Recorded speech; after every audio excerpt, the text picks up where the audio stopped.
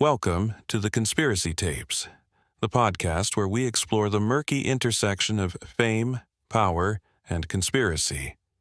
I'm your host, Ryan Martin, and today we're diving deep into one of the most persistent and fascinating conspiracy theories of our time, the alleged connection between A-list celebrities and the mysterious Illuminati. Picture this. You're watching your favorite music video, enjoying the beat, when suddenly you notice something strange. A triangle here, a symbolic gesture there, imagery that seems oddly out of place. Is it coincidence, artistic expression, or something more sinister lurking beneath the glittering surface of celebrity culture? Today, we'll journey through the stories of some of the biggest names in entertainment, from Beyoncé's controversial hand gestures to Kanye West's God complex, from Madonna's devil horns to the tragic death of Princess Diana. We'll explore how a secret society that may or may not exist has somehow become central to how we understand modern celebrity culture. But here's what makes this story truly compelling. It's not just about wild theories. It's about real artists making real statements, wearing real symbols, and sometimes even openly discussing their desire to join this mysterious organization. Whether you're a skeptic or a believer, the facts we'll uncover today will make you question what you think you know about the entertainment industry. And if you love diving deep into the crossroads of history, culture, conspiracies, and influence, don't stop here. Scoob is your next essential download.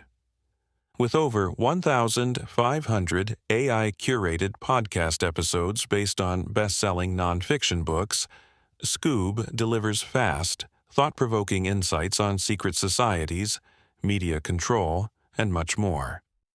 Download the Scoob app from the App Store or Play Store today and unlock a world where curiosity meets conspiracy, where the truth might just be stranger than fiction.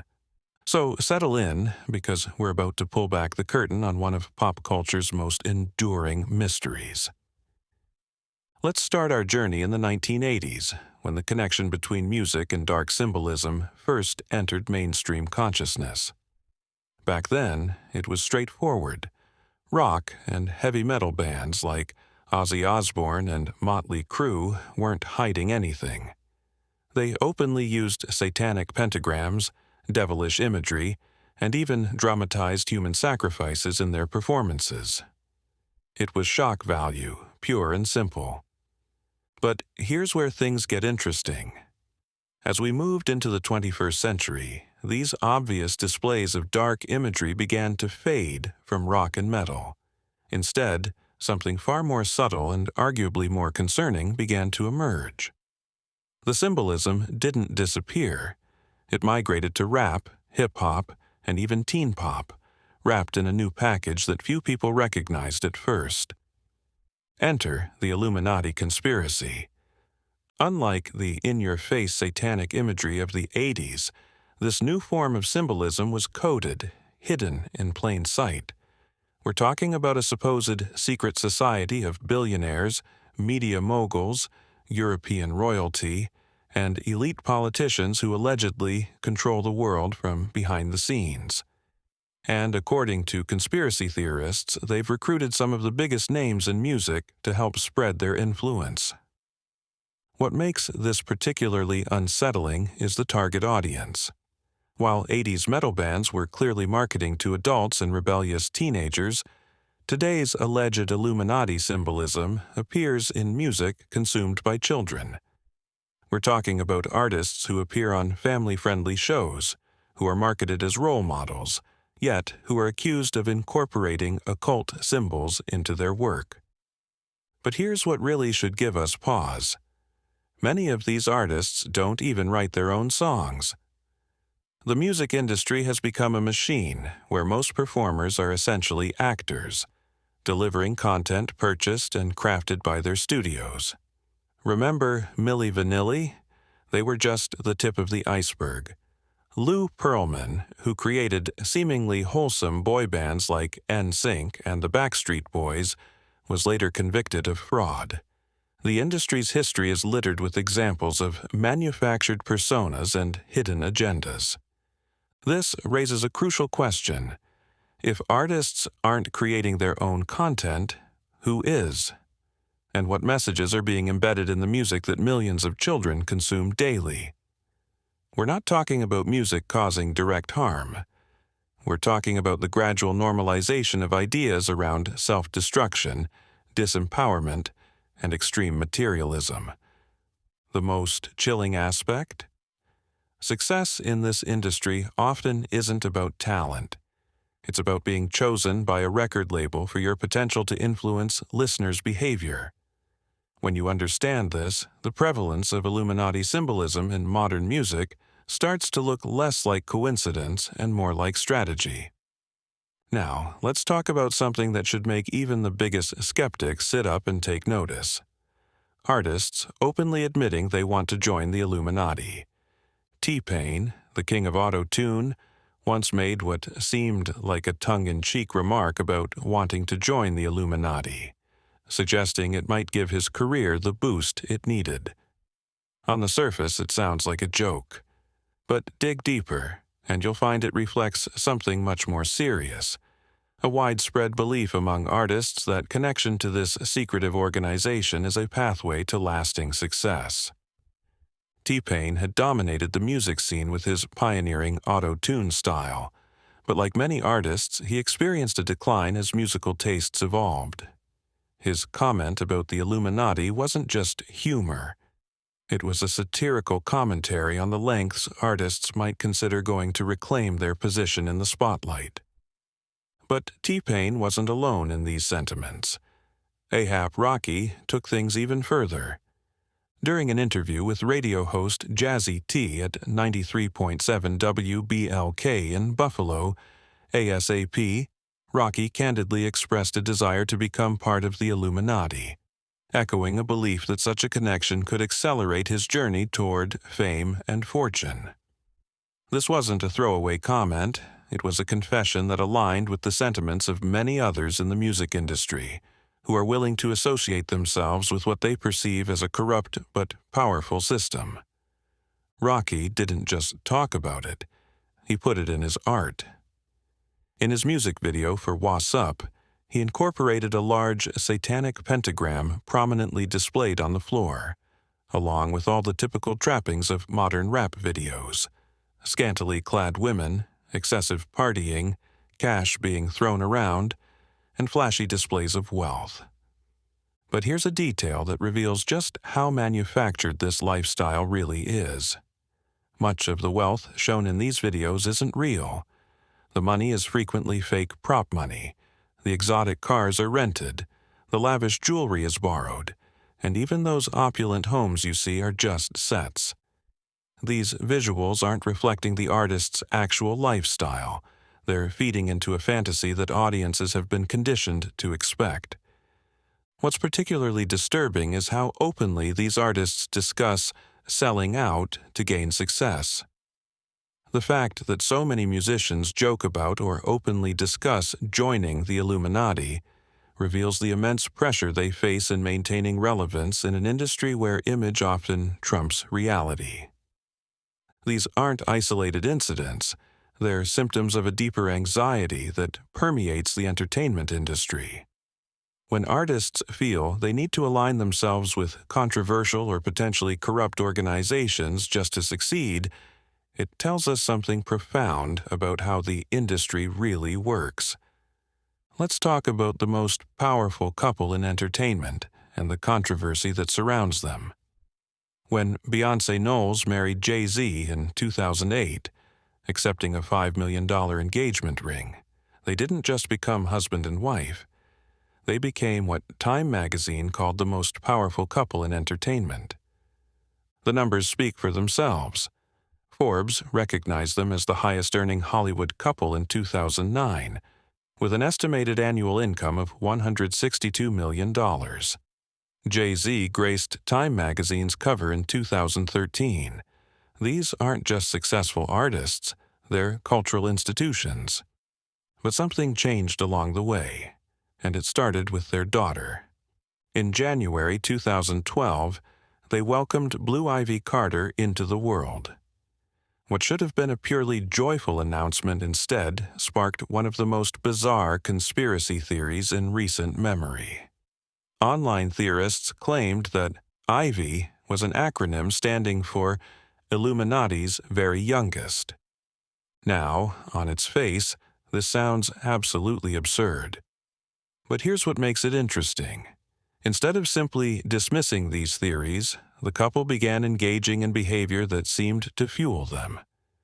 The turning point came during Beyoncé's 2013 Super Bowl halftime performance. In front of millions of viewers, she briefly formed a triangle with her fingers, a gesture that conspiracy theorists immediately connected to Jay-Z's alleged Illuminati affiliation. This single moment led to an explosion of online discussions about Beyoncé and the Illuminati. What's fascinating is how this incident transformed Beyoncé's public image. She went from being seen as an innocent, family-friendly entertainer to being associated with occult symbolism practically overnight. Many believe this transformation began with her relationship with Jay-Z, symbolized in her Crazy in Love music video, where her character is killed by Jay-Z in a fiery explosion, giving birth to her alter ego, Sasha Fierce.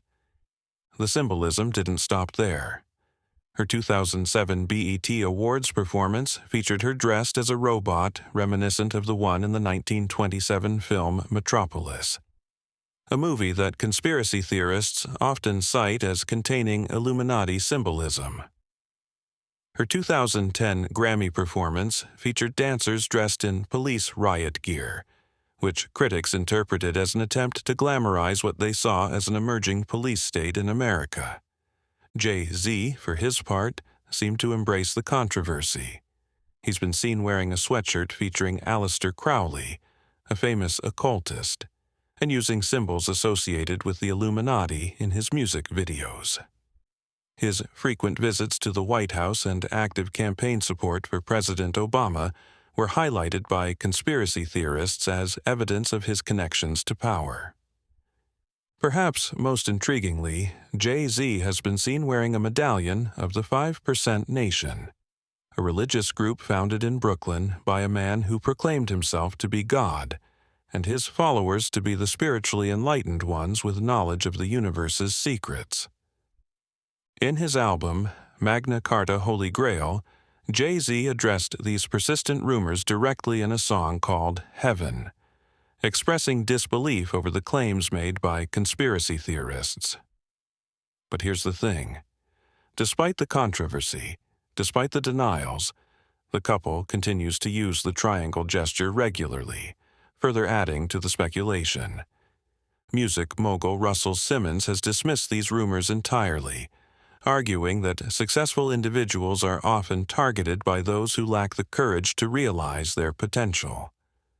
When asked about the Illuminati, he responded bluntly, "Are you fucking kidding me? I'm a grown man, of course not." But the questions remain. Why do they continue to use symbolism that they know will be interpreted as occult? Is it simply artistic expression, marketing strategy, or something more? If you want to understand how dramatically an artist can transform their image and message, look no further than Kanye West. His journey from Christian rapper to self-proclaimed God is one of the most dramatic character arcs in modern entertainment. West first burst onto the scene with his 2004 single Jesus Walks, portraying himself as a devout Christian. The song was groundbreaking. Here was a rapper openly discussing faith in a genre where that wasn't common. It seemed like West was going to be a positive force in hip-hop, someone who could bridge the gap between street credibility and spiritual messaging. But fame has a way of changing people, and West's transformation has been nothing short of extraordinary. As his celebrity grew, his image and message took a drastic turn. He became one of the major promoters of Illuminati symbolism and materialism, while developing what can only be described as a notorious self-deification complex. Here's what makes West's success particularly interesting to conspiracy theorists. Despite what many consider questionable talent, he's been remarkably successful. He's won 8 Grammy Awards, was named the hottest MC in the game by MTV in 2008, and made Time magazine's list of the 100 most influential people in 2005. Critics attribute this success to what they see as the uncritical acceptance of mainstream culture by the masses. West's association with Jay-Z, for whom he produced the 2001 album The Blueprint, was a significant boost to his career. But as his fame grew, so did his ego and his embrace of controversial symbolism. West has been known to wear clothes featuring Baphomet symbols, an image traditionally associated with occult practices. He's mentioned the Illuminati directly in his songs, and has even claimed to have sold his soul to the devil. But perhaps most telling is his gradual evolution toward self-deification. The signs were there early. In 2006, he posed as Jesus for a Rolling Stone cover, creating immediate controversy. But that was just the beginning. His track, I Am a God, from his album Yeezus, itself a play on the name Jesus, made his transformation complete. This isn't just artistic expression or marketing stunt. West's behavior suggests a genuine belief in his own divinity, a transformation that conspiracy theorists argue is classic evidence of Illuminati influence. The theory goes that the organization elevates certain individuals to godlike status in the public eye, encouraging worship of false idols and moving society away from traditional spiritual values. What makes West's case particularly compelling is the dramatic nature of his transformation. This wasn't a gradual evolution. It was a complete reversal of everything he initially stood for. The man who once rapped about Jesus now claims to be a god himself.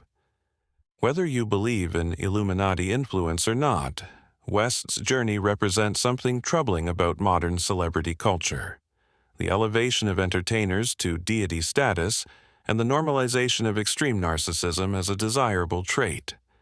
Madonna has always been controversial, but her journey into occult symbolism represents one of the most dramatic transformations in entertainment history. The material girl, who soared to fame in the 1980s with platinum blonde hair and provocative songs, has evolved into something far more complex and, according to conspiracy theorists, far more dangerous. What sets Madonna apart is her longevity. While other stars from her era faded, she managed to remain relevant even as younger performers like Britney Spears and Christina Aguilera emerged.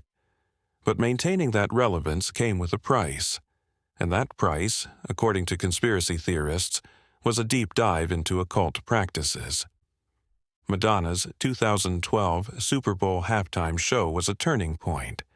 Her performance was an extravagant Egyptian-themed spectacle where she played the role of a high queen, complete with a crown featuring devil-like horns.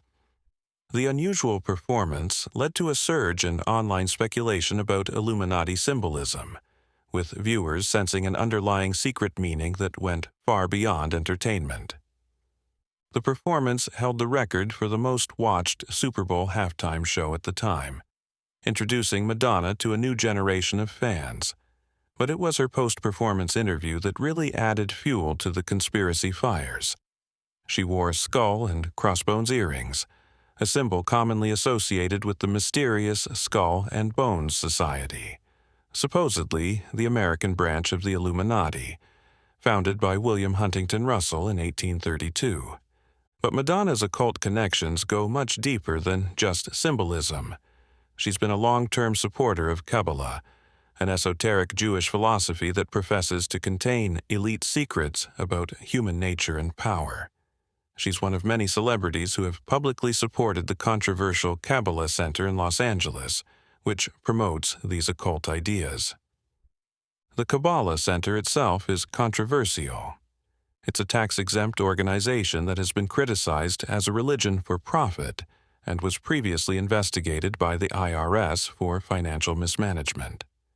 Yet Madonna has remained devoted, openly wearing red string bracelets and other Kabbalah symbols, even adjusting her concert schedules to observe Shabbat, the Jewish day of rest.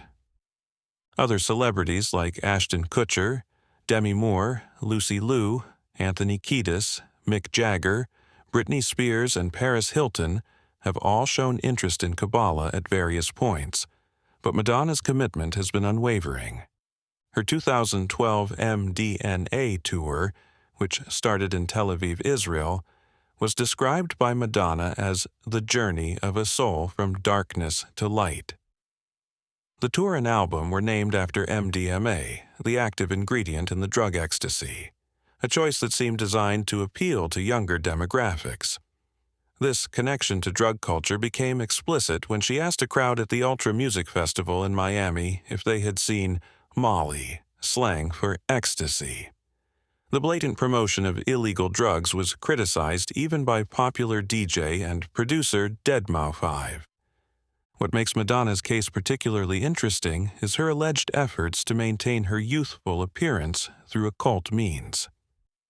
There are claims that she sleeps covered in anti-wrinkle cream while wearing a plastic suit to keep her sheets clean, all in a desperate bid to ward off the effects of aging.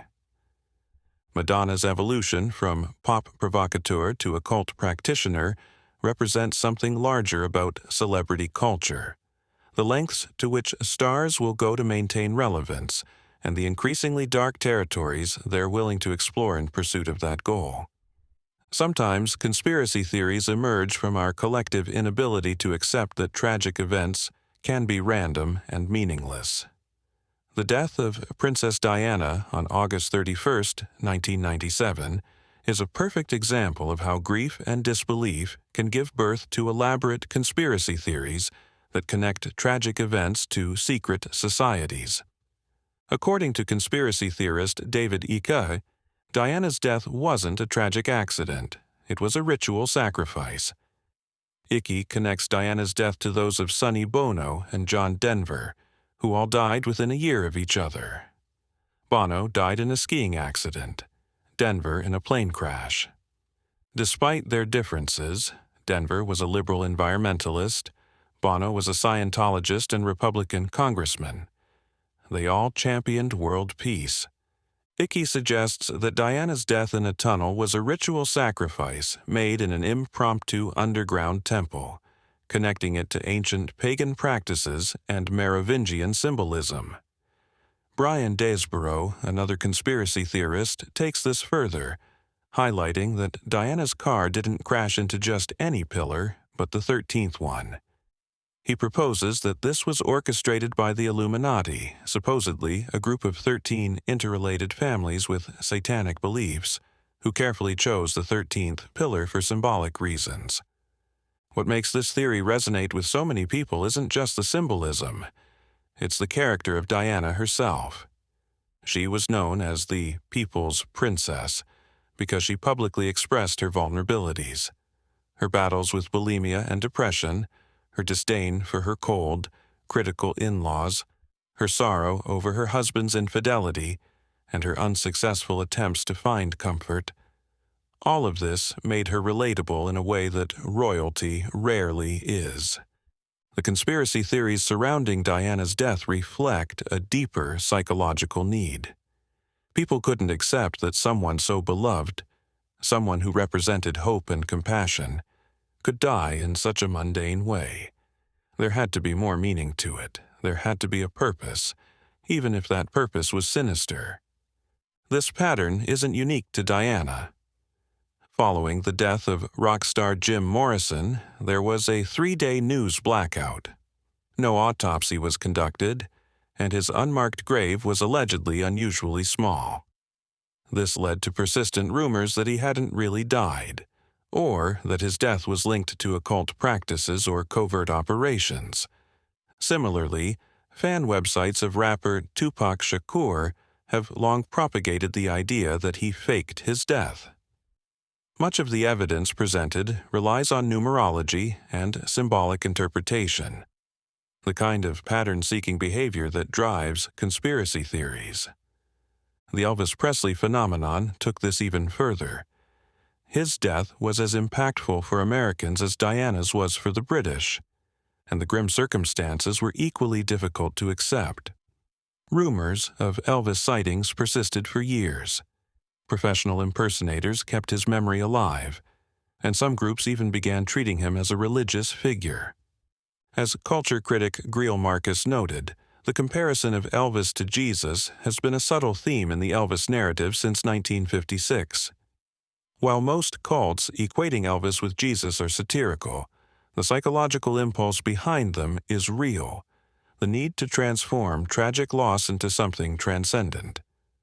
What all these theories share is the human inability to accept meaningless loss. When beloved figures die tragically, we create narratives that give their deaths purpose, even if that purpose involves secret societies and ritual sacrifice. These theories tell us more about our psychological needs than they do about actual conspiracies, but they reveal something important about how we process grief and loss in the modern world. Our final story brings us to perhaps the most complex and tragic case in this entire saga. Tupac Shakur, the rapper who may have died for opposing the very forces we've been discussing. Tupac was tragically shot and killed in a drive-by shooting in Las Vegas in 1996, but before his death, he recorded an album with a title that still sends chills down conspiracy theorists' spines: The Don Illuminati, the 7-Day Theory. In mafia terms, the Don refers to a boss or leader. Some fans interpret this title as Tupac positioning himself as the leader of those who would destroy the Illuminati. The theory suggests that the Illuminati had him murdered to prevent his message of love, peace, and the importance of education from spreading further. What makes Tupac's case unique is that he actually addressed the Illuminati conspiracy directly. In an obscure interview, when asked about the organization, he said, "People told me about this Illuminati thing when I was in jail. That's another way for them to keep your self-esteem low. That's another way to keep you unconfident. And I'm putting a K because I'm killing that Illuminati thing." Tupac scoffed at the idea that the Illuminati would reveal their plans to anyone, let alone to him while he was incarcerated. His perspective was that these conspiracy theories were actually tools of oppression, designed to make people feel powerless and paranoid rather than empowered to create change. But here's where the story gets interesting. Critics argue that Tupac, despite being a voracious reader, overlooked available literature about secret societies during his lifetime.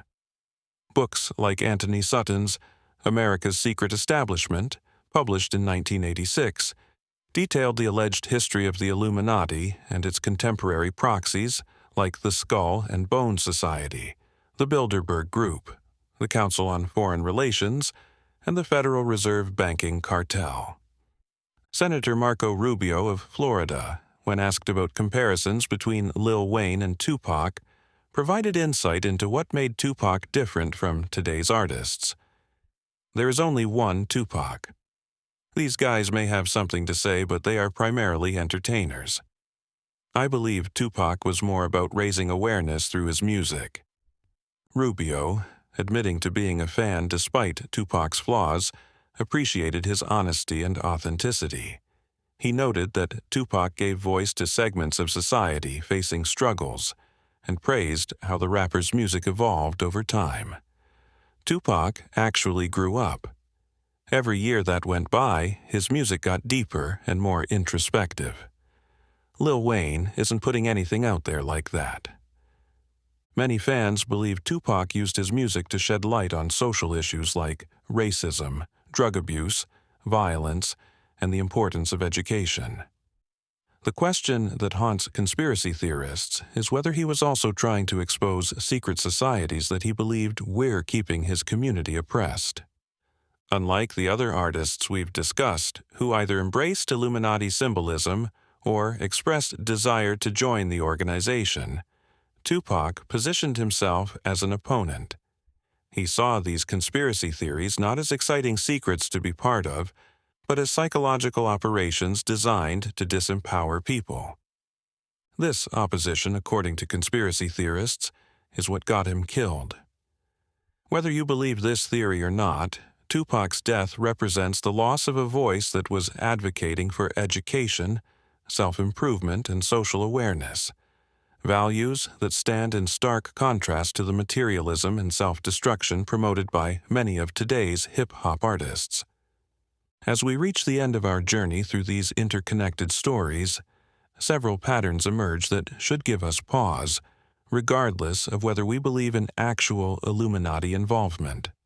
First, there's the transformation pattern. We've seen how artists like Beyoncé, Kanye West, and Madonna all underwent dramatic changes in their imagery and messaging as they achieved greater success. Kanye went from Jesus Walks to I Am a God.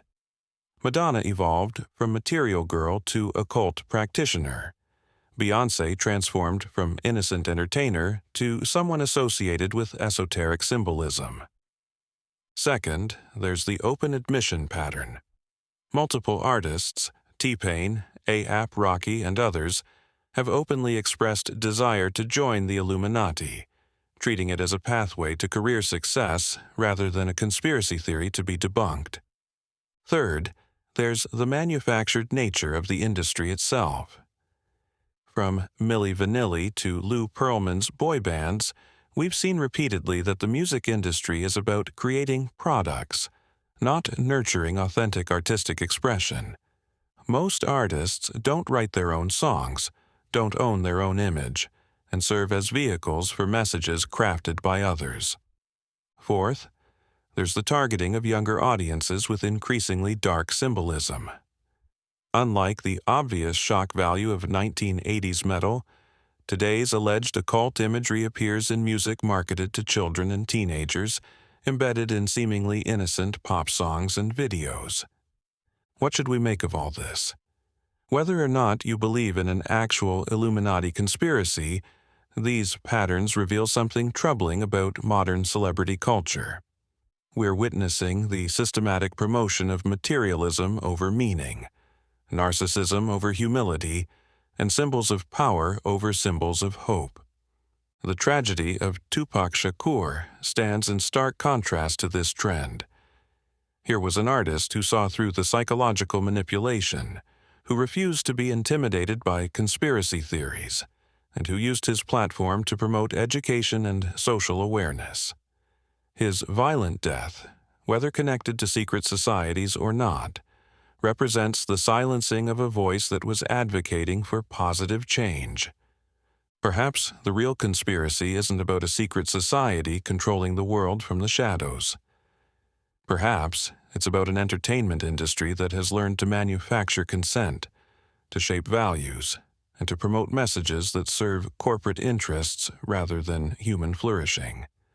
The symbols, the transformations, the open admissions, they all point to a culture that has lost its way, where success is measured by wealth and power rather than positive impact, where artists feel they must align themselves with dark forces to achieve relevance. As consumers of media, we have the power to demand better. We can choose to support artists who promote positive messages, who maintain their authenticity, who resist the pressure to embrace symbolism and values that don't serve our highest interests. The next time you see that triangle gesture, that occult symbol, that dramatic transformation of a beloved artist, ask yourself, what message is really being sent? Who benefits from this imagery? And what kind of culture are we creating for the next generation? Because in the end, whether the Illuminati is real or not, the impact of these patterns on our society certainly is, and that's something we all need to think carefully about. Thank you for joining me on this deep dive into the shadows of celebrity culture. If you found this episode eye-opening, strange, or just thought-provoking, don't forget to like, follow, and subscribe to the show on Apple Podcasts, Spotify, YouTube, or wherever you listen. Every follow helps shine more light into the places most people are too afraid or too distracted to look. And for even more hidden histories, controversial questions, and powerful stories rooted in real research, check out Scoob, the AI-powered podcast app with over 1,500 curated episodes based on best-selling nonfiction books. Whether you're exploring secret societies, media manipulation, or the psychology of fame, Scoob connects the dots faster and smarter. Download Scoob today from the App Store or Play Store and dive into the truth behind the stories the world can't stop talking about. This has been The Conspiracy Tapes, and I'm your host, Ryan Martin, reminding you that the most important conspiracy might be the one hiding in plain sight. Until next time, keep questioning, keep thinking, and keep demanding the truth.